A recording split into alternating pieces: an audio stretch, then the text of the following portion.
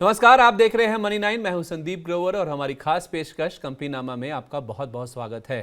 Company नामा एक weekly show है जिसमें हम आपको कॉर्पोरेट्स और स्टार्टअप जगत से जुड़ी हर बड़ी खबर तो बताते ही हैं, पर साथ ही पूरे हफ्ते की विवादों से जुड़ी खबरों से भी अपडेट करवाते हैं। तो आइए आज के एपिसोड की शुरुआत करते हैं और कॉर्पोरेट से जुड़ी खबरों को पहले देख लेते हैं। पहली खबर, टावर कंपनी इंडस टावर्स ने टेलीकॉम कंपनी वोडा आइडिया को बकाया रकम चुकाने की चेतावनी जारी की है। इंडस टावर्स ने चिट्ठी लिखकर वोडा आइडिया को कठोर शब्दों में भुगतान करने को कहा है, वरना टावर्स की उपलब्धता को नवंबर से रोक दिया जाएगा। कैश की किल्लत से जूझ रही वोडा आइडिया पर टावर कंपनियों की 10,000 करोड़ रुपए से ज्यादा की देनदारी है, जिसमें से इंडस टावर्स का 7,000 करोड़ रुपए से ज्यादा का बकाया है। वोडा आइडिया की लेंडर्स से कर्ज के जरिए और इक्विटी को मिलाकर 20,000 करोड़ रुपए जुटाने की योजना है, पर कंपनी किसी भी डील को सफलतापूर्ण पूरी नहीं कर पाई है। 28 सितंबर को वोडा आइडिया का शेयर 1% से ज्यादा और इंडस टावर्स का शेयर 3% से ज्यादा गिरकर बंद हुआ था। दूसरी खबर, अदालत की निगरानी में जारी प्रोसेस के जरिए दिवालिया प्रक्रिया से उबर रही जेट एयरवेज योजना के तहत इस महीने उड़ान नहीं भर पाएगी। दरअसल लेंडर्स की ओर से कंपनी को विमानों के ऑर्डर देने इत्यादि के लिए अतिरिक्त कर्ज लेने की मंजूरी नहीं मिल पाने से ये कंपनी सितंबर महीने में टिकटों की बुकिंग नहीं कर पाई थी। 2019 में नकदी की दिक्कतों से दिवालिया होने के बाद जालान कैलरॉक के नए कंसोर्टियम की इस साल मार्च से दोबारा उड़ान भरने की योजना थी। कंपनी के पुराने विमानों को दूसरी एयरलाइन कंपनियां लीज पर ले चुकी हैं और कंपनी ने अभी तक नए विमानों का ऑर्डर नहीं किया है, जिस वजह से कारोबार शुरू करने में देरी हो रही है। 28 सितंबर को जेट एयरवेज का शेयर करीब 0.5% की मजबूती के साथ बंद हुआ था। तीसरी खबर का रुख कर लेते हैं। देश की सबसे वैल्यूएबल कंपनी रिलायंस इंडस्ट्रीज इस हफ्ते 3 से 4 बड़ी खबरों के चलते सुर्खियों में रही। पहला, रिलायंस रिटेल केरल की बिस्मी रिटेल चेन को खरीदने के लिए बातचीत कर रही है। बिस्मी की 30 से ज्यादा इलेक्ट्रॉनिक्स और ग्रोसरी स्टोर्स के जरिए पूरे केरल में मौजूदगी है। ये डील दिवाली से पहले पूरी होने की उम्मीद है। दूसरी खबर में रिलायंस रिटेल ने फैशन और lifestyle departmental store format Reliance Centro को लॉन्च किया है। दिल्ली के वसंत कुंज में ये पहला स्टोर लॉन्च किया गया है। साथ ही सैट ने आरआईएल फेसबुक मामले में सेबी के ऑर्डर पर रोक लगा दी है। 20 जून 2022 को सेबी ने जानकारी का खुलासा ना किए जाने के चलते आरआईएल पर 30 लाख रुपए का जुर्माना लगाया था। इसके अलावा रिलायंस रिटेल ने बेंगलुरु में premium fashion lifestyle store Azorte launch किया है। 26 सितंबर को आरआईएल का शेयर 2.5% की गिरावट के साथ बंद हुआ था। चौथी खबर, देश की दूसरी सबसे बड़ी टेलीकॉम कंपनी भारती एयरटेल ने एक्ससेफ के नाम से होम सर्विलेंस कारोबार में एंट्री ली है। कंपनी ने मुंबई, दिल्ली एनसीआर, बेंगलुरु, चेन्नई और कोलकाता समेत ये सेवा देश के 40 शहरों में शुरू की है। इस सेवा के लिए कंपनी वन टाइम प्रोडक्ट और इंस्टॉलेशन खर्च के अलावा पहले कैमरे के लिए 999 रुपए प्रति साल और एड ऑन कैमरा के लिए 699 रुपए प्रति साल का शुल्क वसूलेगी। ये सेवा ग्राहकों को अपने प्रियजनों पर नजर रखने के साथ साथ कैमरे में लगे 2-वे कम्युनिकेशन सिस्टम के जरिए बातचीत करने की भी अनुमति देता है। 27 सितंबर को भारतीय एयरटेल का शेयर कमजोर बाजार में भी करीब 0.25% की मजबूती के साथ बंद हुआ था। पांचवी खबर, प्रवर्तन निदेशालय यानी ईडी ने चीन की ओर से कंट्रोल किए जाने वाले लोन ऐप्स के खिलाफ इस हफ्ते तलाशी का अभियान जारी रखा। तलाशी के दौरान ईडी ने पेटीएम समेत पेमेंट गेटवेज के 46 करोड़ 67 लाख रुपए के फंड्स को जब्त भी किया है। इन फंड्स को एंटी मनी लॉन्ड्रिंग कानून के तहत जब्त किया गया है। 27 सितंबर को पेटीएम का शेयर करीब 0.5% की बढ़त के साथ बंद हुआ था। अगली खबर, करीब 250 अरब डॉलर के मार्केट कैप वाले टाटा ग्रुप ने अपनी लिस्टेड कंपनियों की संख्या घटाकर आधा करने की योजना पर काम शुरू कर दिया है। फिलहाल टाटा ग्रुप में 29 कंपनियां लिस्टेड हैं, जिनकी संख्या घटाकर करीब 15 तक लाने की योजना पर काम किया जा रहा है। इस योजना के जरिए टाटा ग्रुप की कम पर बड़ी कंपनियों में निवेश की मंशा है, जिससे मार्केट प्लेस में प्रतिस्पर्धी बना रहा जा सके। इससे ग्रुप को भविष्य के लिए तैयार किया जा रहा है और ग्रुप का सिंप्लीफिकेशन भी होगा। यही नहीं, इस रणनीति से ग्रुप ग्रोथ के साथ साथ बड़ी कंपनियों के कैश फ्लो में सुधार पर फोकस कर पाएगा। इस प्रक्रिया की शुरुआत 7 सब्सिडरी कंपनियों के टाटा स्टील के साथ विलय के जरिए स्टील कारोबार के कंसोलिडेशन की योजना से हो चुकी है। 26 सितंबर को टाटा स्टील का शेयर 4% से ज्यादा गिरकर बंद हुआ था। सातवीं खबर की ओर बढ़ते हैं। Famous fashion retailer brand Nykaa की parent company FSN e commerce ventures का बोर्ड 3 अक्टूबर को बोनस शेयर जारी करने पर विचार करेगा। अगर बोर्ड से मंजूरी मिली तो ये कंपनी की ओर से और शेयर बाजार में अब तक लिस्ट हुए सभी स्टार्टअप्स की ओर से ये पहला बोनस इशू होगा। आपको बता दें कि 10 नवंबर 2021 को नाइका के आईपीओ की शानदार लिस्टिंग हुई थी। 1125 रुपए के इशू प्राइस के मुकाबले शेयर एनएसई पर 79% प्रीमियम के साथ 2018 रुपए पर लिस्ट हुआ था। इसके अलावा जून तिमाही में कंपनी का मुनाफा 42.2% बढ़कर 5 करोड़ रुपए रहा था। 29 सितंबर को मजबूत शुरुआत के बाद नाइका के शेयर में मुनाफा वसूली हावी हुई और शेयर करीब 1% की बढ़त के साथ बंद हुआ था। अगली खबर, भारत में विंड कंपोनेंट्स बनाने वाली सबसे बड़ी कंपनियों में से एक सुजलॉन एनर्जी ने 1200 करोड़ रुपए के राइट्स इशू की घोषणा की है। इस इशू के जरिए कंपनी 240 करोड़ शेयरों तक का ऑफर करेगी, यानी कि राइट शेयरों की प्राइसिंग 5 रुपए प्रति शेयर पर तय की गई है। राइट्स इशू के जरिए कंपनी के मौजूदा शेयरधारकों को आमतौर पर मौजूदा भाव से डिस्काउंट पर शेयर जारी किए जाते हैं। इस राइट्स इशू के जरिए कंपनी अपने शेयरधारकों को हर 21 शेयरों के बदले में 5 शेयरों की पेशकश करेगी। इस राइट्स इशू की रिकॉर्ड डेट 4 अक्टूबर है और यह इशू 11 अक्टूबर को खुलकर 20 अक्टूबर को बंद होगा। रकम का इस्तेमाल कर्ज के भुगतान पर होगा। बीते 5 दिन में सुजलॉन एनर्जी का शेयर 10% से ज्यादा गिर चुका है। अगली खबर, वाहनों के लिए बैटरी बनाने वाली दिग्गज कंपनियों में से एक अमर राजा बैटरीज ने बैकवर्ड इंटीग्रेशन की घोषणा की है। इस प्रक्रिया के जरिए मंगल इंडस्ट्रीज के प्लास्टिक कंपोनेंट कारोबार को अमर राजा के साथ मर्ज किया जाएगा। मंगल इंडस्ट्रीज सिर्फ इसी कंपनी को बैटरी में इस्तेमाल होने वाले plastic containers, covers, small parts, handles और जार्स सप्लाई करती है। इस मर्जर के तहत मंगल इंडस्ट्रीज के शेयरधारकों को हर 74 शेयरों के बदले अमर राजा के 65 शेयर मिलेंगे। 27 सितंबर को अमर राजा का शेयर 1% से ज्यादा की बढ़त के साथ बंद हुआ था। 10वीं खबर, महिंद्रा ग्रुप की थर्ड पार्टी लॉजिस्टिक्स सोल्यूशन मुहैया कराने वाली महिंद्रा लॉजिस्टिक्स ने नकदी की दिक्कत से जूझ रहे लॉजिस्टिक्स यूनिकॉर्न रिविगो के B2B एक्सप्रेस बिजनेस को खरीदने के लिए करार किया है। इस करार के तहत महिंद्रा लॉजिस्टिक्स एक्सप्रेस बिजनेस को बिजनेस ट्रांसफर एग्रीमेंट यानी BTA के जरिए 225 करोड़ रुपए में खरीदेगी। इस डील में रिविगो के ग्राहक, टीम, संपत्तियों के अलावा टेक्नोलॉजी प्लेटफॉर्म और रिविगो का ब्रांड भी शामिल है। महिंद्रा लॉजिस्टिक्स के मुताबिक इस डील से कंपनी का एक्सप्रेस डिलीवरी कारोबार करीब 3 गुना बढ़कर 500 करोड़ रुपए सालाना से ज्यादा हो जाएगा। 27 सितंबर को महिंद्रा लॉजिस्टिक्स का शेयर कमजोर बाजार में भी आधा फीसदी से ज्यादा की बढ़त के साथ बंद हुआ था। अगली खबर, देश की 5वीं सबसे बड़ी सीमेंट कंपनी और MP बिरला ग्रुप की कंपनी बिरला कॉर्प ने अगले 8 साल में $1 अरब से ज्यादा का निवेश करने की घोषणा की है। इस निवेश के जरिए बिरला कॉर्प की अपनी क्षमता को बढ़ाकर 30 मिलियन टन करने की मंशा है। हाल में कंपनी की सब्सिडरी RCCPL ने महाराष्ट्र में 3.9 मिलियन टन क्षमता का नया प्लांट शुरू किया है, जिससे कंपनी की मौजूदा क्षमता 20% बढ़कर करीब 20 मिलियन टन हो गई है। यानी कि कंपनी अपनी क्षमता को 50% से बढ़ाना चाहती है। इस योजना के तहत 4 मिलियन टन की नई क्षमता जोड़ी जाएगी और 4 मिलियन टन की क्षमता को मौजूदा प्लांट में विस्तार के जरिए बढ़ाया जाएगा। इसके अलावा बाकी बची 2 मिलियन टन की क्षमता मौजूदा इकाइयों की अड़चनों को दूर करके जोड़ी जाएगी। 28 सितंबर को बिरला कॉर्प का शेयर हल्की कमजोरी के साथ बंद हुआ था। 12वीं खबर का रुख करते हैं। बड़े निवेश की घोषणा के चलते अदानी ग्रुप एक बार फिर से सुर्खियों में है। दरअसल गौतम अदानी ने सिंगापुर में एक कॉन्फ्रेंस में अगले 1 दशक में $100 अरब से ज्यादा के निवेश की घोषणा की है। आपको याद होगा कि कुछ दिन पहले ही गौतम अदानी ने ACC अंबुजा की खरीद के बाद 5 साल में सीमेंट क्षमता बढ़ाकर 2 गुना करने की भी घोषणा की थी। $100 अरब के इस निवेश में से 70% निवेश एनर्जी सेक्टर पर होगा। वैसे तो अदानी समूह सोलर एनर्जी में वर्ल्ड लीडर है, पर गौतम अदानी के मुताबिक इसमें और भी काम किया जा सकता है। अदानी समूह की अपने रिन्यूएबल पोर्टफोलियो में करीब 45 गीगावाट की अतिरिक्त क्षमता जोड़ने की मंशा है। 27 सितंबर को अदानी एंटरप्राइजेस का शेयर करीब आधा फीसदी गिरकर बंद हुआ था। 13वीं खबर, देश के तीसरे सबसे बड़े निजी बैंक एक्सिस बैंक ने गो डिजिट लाइफ इंश्योरेंस में करीब 10% हिस्सेदारी खरीदने के लिए एक करार किया है। क्रिकेटर विराट कोहली और उनकी पत्नी अनुष्का शर्मा की ओर से समर्थित गो डिजिट में 2 चरणों में 70 करोड़ रुपए तक का प्रस्तावित निवेश करने के लिए यह करार किया गया है। आपको बता दें कि एक्सिस बैंक पहले से ही मैक्स लाइफ इंश्योरेंस कंपनी का प्रमोटर है।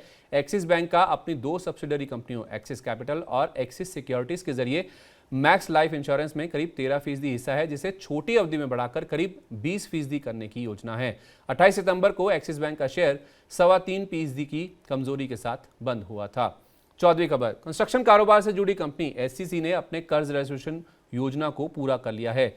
इस योजना को 23 बैंकों से समर्थन भी मिल गया है। इस योजना के तहत 2,854 करोड़ रुपए की लेंडर्स की देनदारी और 6,508 करोड़ रुपए के आर्बिट्रेशन अवार्ड्स और क्लेम्स को अलग स्पेशल पर्पस व्हीकल यानी SPV में ट्रांसफर कर दिया गया है। इस SPV में एक बाहरी निवेशक की कम से कम 51% और बाकी बची हिस्सेदारी SCC के पास होगी। 27 सितंबर को HCC का शेयर 20% के ऊपरी सर्किट पर जाके बंद हुआ था। तो ये थी इस हफ्ते की कॉर्पोरेट जगत से जुड़ी बड़ी सुर्खियां। लेकिन अब रुक करते हैं हमारे खास सेगमेंट ऑन द रडार का।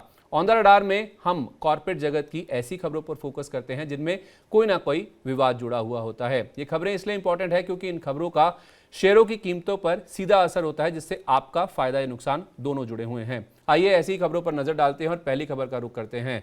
एनएसई को लोकेशन घोटाले में एनएसई की पूर्व एमडी और सीईओ चित्रा रामकृष्ण और पूर्व ग्रुप ऑपरेटिंग ऑफिसर आनंद सुब्रमण्यम को दिल्ली हाई कोर्ट से जमानत मिल गई है। एपिसोड नंबर 37 में हमने आपको बताया था कि कोर्ट ने इन दोनों को मनी लॉन्ड्रिंग मामले में जमानत देने से इनकार कर दिया था, क्योंकि मामले की सुनवाई के दौरान प्रवर्तन निदेशालय यानी ईडी ने जमानत की अर्जी का विरोध किया था। आपको बता दें कि सीबीआई ने मई 2018 में कोलोकेशन घोटाले से जुड़े दर्ज मामले में 6 मार्च 2022 को चित्रा रामकृष्णन को गिरफ्तार किया था, जबकि ईडी ने फोन टैपिंग मामले में 14 जुलाई 2022 को चित्रा रामकृष्णन को गिरफ्तार किया था। दूसरी खबर, मुश्किल दौर से गुजर रहे अनिल अंबानी के लिए एक राहत की खबर आई है। बॉम्बे हाई कोर्ट ने आईटी विभाग को 17 नवंबर तक अनिल अंबानी के खिलाफ कोई जबरदस्ती की कार्रवाई न करने का आदेश जारी किया है। इसी महीने अनिल अंबानी ने आईटी विभाग के नोटिस को बॉम्बे हाई कोर्ट में चुनौती दी थी और कहा था कि यह मामला 2006-07 और 2010-11 का है, जबकि ब्लैक मनी लॉ 2015 में लागू हुआ था। आपको बता दें कि 8 अगस्त को आयकर विभाग ने अनिल अंबानी को ब्लैक मनी लॉ के तहत 420 करोड़ रुपए की टैक्स चोरी से जुड़ा शोकॉज नोटिस जारी किया था, जिसके बारे में हमने आपको एपिसोड नंबर 36 में जानकारी भी दी थी। ये नोटिस स्विट्जरलैंड के 2 बैंक खातों में रखे गए 814 करोड़ रुपए से अधिक के बेहिसाबी रकम से जुड़ा था। आईटी विभाग का आरोप है कि अनिल अंबानी ने जानबूझकर विदेश में बैंक खातों और फाइनेंशियल इंटरेस्ट का ब्यौरा आईटी अधिकारी को नहीं दिया और टैक्स भी नहीं चुकाया है। इसके अलावा दूसरी खबर में रिलायंस नेवल के लेंडर्स ने कोई खरीदार ना मिलने के चलते ship building company Reliance naval को लोन्स को बैड बैंक यानी NARCL को बेचने का प्रस्ताव सामने रखा है। तीसरी खबर की ओर बढ़ते हैं। National company law appellate tribunal यानी NCLAT ने मीनाक्षी एनर्जी लिमिटेड यानी MEL की ओर से अपनी बैंक गारंटी को इनकैश करवाने के खिलाफ दर्ज सीमेंस की अर्जी को खारिज कर दिया है। आपको बता दें कि MEL, जिसके खिलाफ फिलहाल दिवालिया प्रक्रिया जारी है, ये कंपनी 700 मेगावाट का थर्मल पावर प्रोजेक्ट लगा रही थी और इस प्रोजेक्ट के लिए सीमेंस कंपनी की सब कॉन्ट्रैक्टर थी। NCLAT ने माना कि सीमेंस की ओर से एग्रीमेंट की शर्तों को पूरा ना किए जाने से MEL ने बैंक गारंटी को इन्वोक किया है। यही कारण है कि NCLAT की हैदराबाद बेंच के फैसले को बरकरार रखा गया है। 26 सितंबर को सीमेंस का शेयर करीब 3.25% की गिरावट के साथ बंद हुआ था। चौथी खबर का रुख करते हैं। 26 सितंबर को हुई AGM में डिश टीवी के शेयरधारकों ने कंपनी के 6 में से 4 प्रस्तावों को खारिज कर दिया है। इन 4 प्रस्तावों में वित्त वर्ष 2021 और 2022 के नतीजे, SN धवन एंड कंपनी की कंपनी के ऑडिटर के तौर पर और राकेश मोहन की नॉन एग्जीक्यूटिव इंडिपेंडेंट डायरेक्टर के तौर पर नियुक्ति शामिल है। ऐसा इसलिए क्योंकि करीब 25% हिस्सेदारी के साथ सबसे बड़े शेयरधारक येस बैंक और कंपनी में पिछले 1 साल से बोर्ड में बड़े बदलाव और चेयरमैन के इस्तीफे को लेकर विवाद चल रहा था। AGM में अगली बैठक को लेकर कोई फैसला नहीं हुआ और बैठक को अनिश्चित काल के लिए टाल दिया गया है। 27 सितंबर को डिश टीवी का शेयर 6% से ज्यादा गिरकर बंद हुआ था।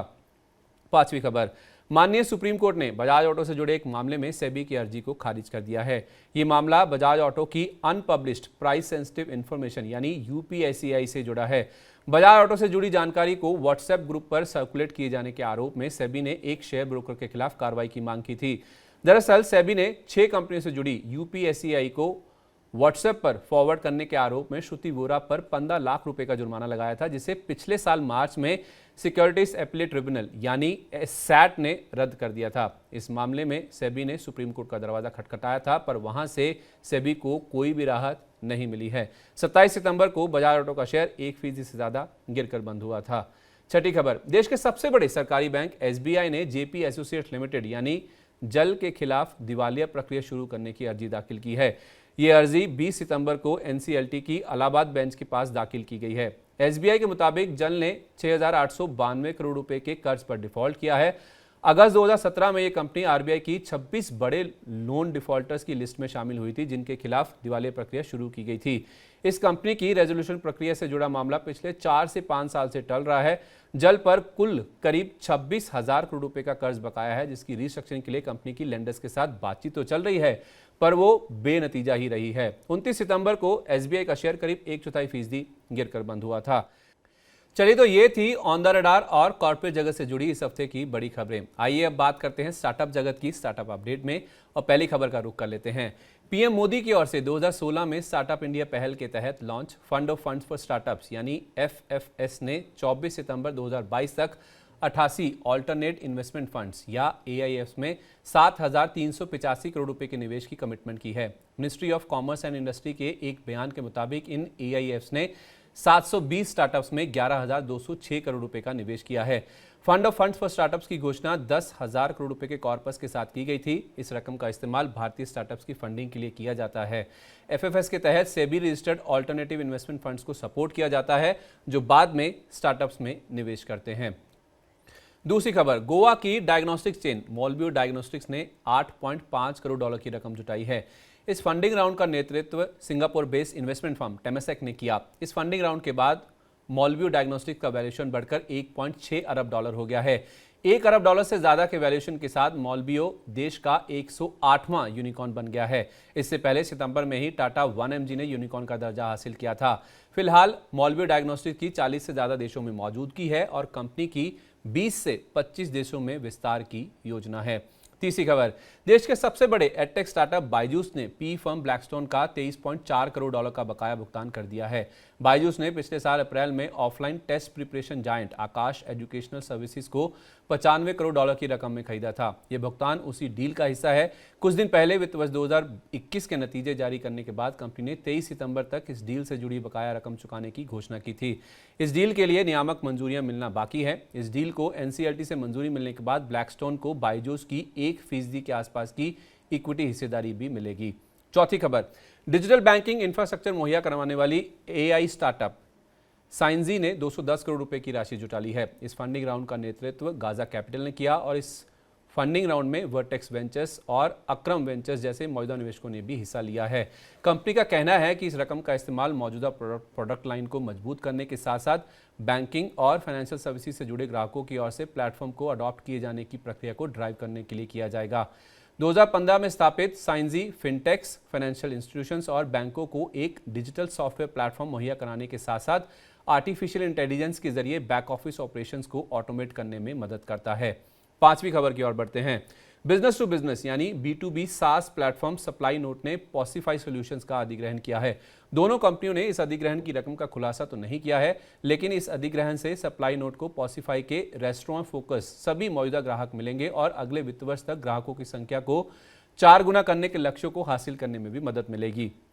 सप्लाई नोट ने वित्त वर्ष 2022 में 2,750 नए ग्राहक जोड़े थे और वित्त वर्ष 2023 में 7,000 अतिरिक्त ग्राहक जोड़ने का कंपनी का लक्ष्य है। छठी खबर, दिल्ली के बायोमेडिकल डेटा स्टार्टअप एलुसी डेटा ने सीरीज A फंडिंग राउंड में 1.6 करोड़ डॉलर की रकम जुटाई है। इस फंडिंग राउंड का नेतृत्व इन्वेस्टमेंट फर्म 8 रूट वेंचर्स ने किया। इस रकम का इस्तेमाल ट्रांसलेशनल ड्रग रिसर्च और अलाइड मार्केट्स में प्रोडक्ट कैपेबिलिटीज को मजबूत करने पर होगा। इसके अलावा कारोबार को दुनिया भर में विस्तार करने पर भी किया जाएगा इस रकम का इस्तेमाल। आपको बता दें कि Elucidata machine learning platform Polly के जरिए अपने ग्राहकों को वेल लेबल्ड बायोमेडिकल डेटा मुहैया करवाता है, जिसका इस्तेमाल डेटा साइंस टीम के लोग ड्रग डेवलपमेंट और रिसर्च वर्क को बढ़ावा देने के लिए आसानी से इस्तेमाल कर सकते हैं। सातवीं खबर, blockchain based data exchange platform very smart ने दिल्ली के conversational AI platform dolphin chat का अधिग्रहण किया है। इन दोनों कंपनियों ने डील की वैल्यू का खुलासा तो नहीं किया।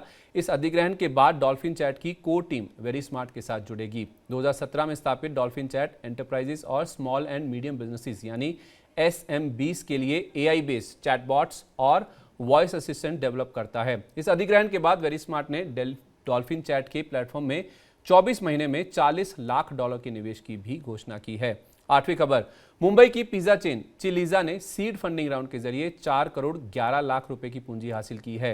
Indian Angel Network investors Hari Balasubramaniam, Uday Chatterjee, Deval Tibrewal और राजीव सारदा ने इस फंडिंग राउंड में हिस्सा लिया था। एडलवाइस से नौकरी छोड़कर अनिमेश लोधा की ओर से 2013 में स्थापित चिलीजा फिलहाल मुंबई और गुजरात में 10 स्टोर्स चलाती है। इस फंडिंग राउंड से मिली रकम के जरिए कंपनी की अगले 12 महीने में 20 नए स्टोर्स खोलकर मुंबई में क्षमता विस्तार करने की योजना है। नौवीं खबर, राइड हेलिंग फर्म ओला ने अपने 200 इंजीनियर्स को नौकरी से ना निकालने का फैसला किया है। पिछले हफ्ते ओला को राइड हेलिंग और फिनटेक बिजनेसेस से 200 इंजीनियर्स को नौकरी से निकाले जाने की खबरें थी, जिसके बारे में हमने आपको पिछले एपिसोड में बताया भी था। अगर ये छटनी होती तो निकाले जाने वाले कर्मचारी कंपनी के कुल इंजीनियर्स की संख्या का 10% हिस्सा होते। कंपनी ने अपने फैसले में बदलाव के बारे में कर्मचारियों को इस हफ्ते हुई टाउन हॉल बैठक में जानकारी दी है। कंपनी ने अगले 18 महीने में अपने इंजीनियर्स की संख्या को 5,000 से ज्यादा करने की भी घोषणा की है। 10वीं खबर, फिनटेक यूनिकॉर्न रेजर पे ने फिनटेक स्टार्टअप पॉश वाइन के अधिग्रहण की घोषणा की है। हालांकि इन दोनों कंपनियों के डील की रकम का खुलासा नहीं किया गया है, पर इस अधिग्रहण के जरिए रेजर पे की लॉयल्टी और रिवॉर्ड्स मैनेजमेंट कारोबार में एंट्री होगी, क्योंकि 2016 से Poshvine SBI card, HDFC bank और आईडीएफसी फर्स्ट बैंक जैसे 20 से ज्यादा लीडिंग बैंक्स और नेटवर्क्स को loyalty as a service product offer कर रहा है। रेजर पे की ओर से यह 7वां अधिग्रहण है। इससे पहले रेजर पे ने इजी टैप का अधिग्रहण भी किया था। चलिए, तो ये थी पूरे हफ्ते की कॉर्पोरेट और स्टार्टअप जगत से जुड़ी बड़ी सुर्खियां। उम्मीद है आपको कंपनीनामा का आज का एपिसोड पसंद आया होगा। आपको हमारा आज का एपिसोड कैसा लगा? अपना फीडबैक और अपनी राय हमें नीचे कमेंट बॉक्स में जरूर शेयर कीजिएगा, ताकि हम इस शो को और बेहतर बना सकें। चलिए, तो अगले हफ्ते आपसे फिर मुलाकात होगी नई खबरों के साथ। तब तक आप देखते रहिए मनी 9। नमस्कार।